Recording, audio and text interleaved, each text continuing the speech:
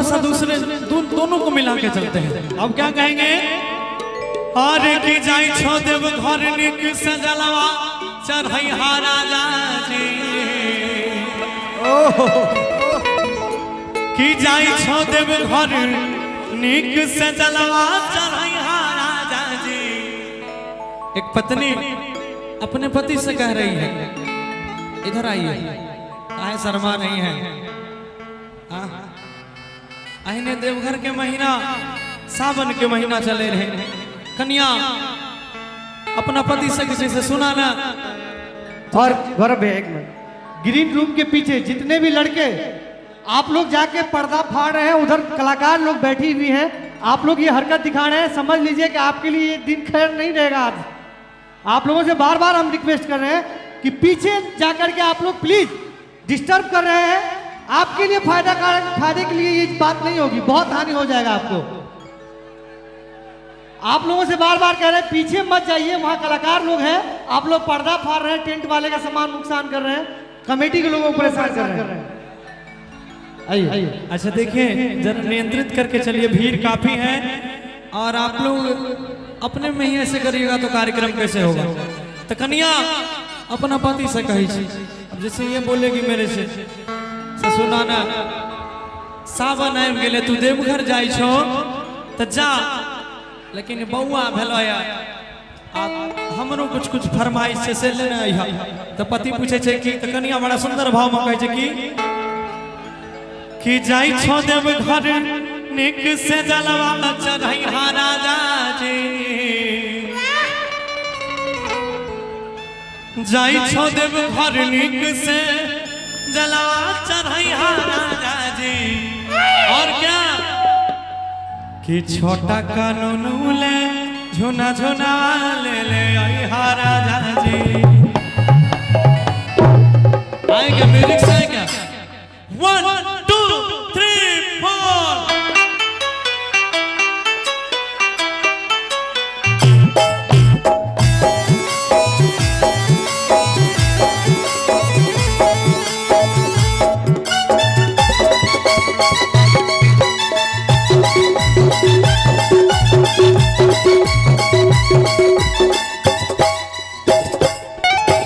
जाई छो देवघर निक से जलवा चढ़ई राजा जी।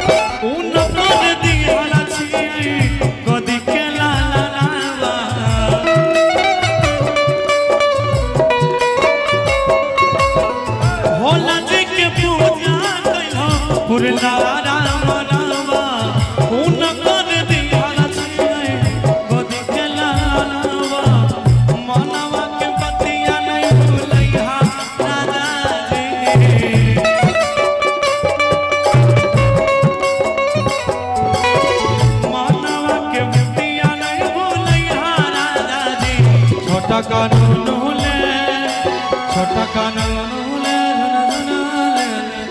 हरा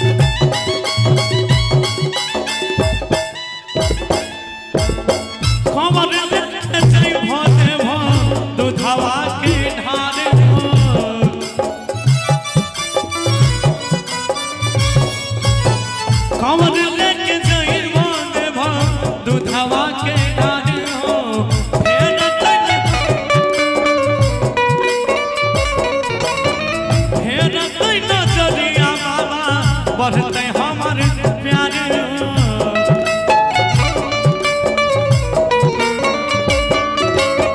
खबर लेके जेबो देबो दूधवा के ढार फेर न जदिया बाबा बढ़ते हमारे प्यारे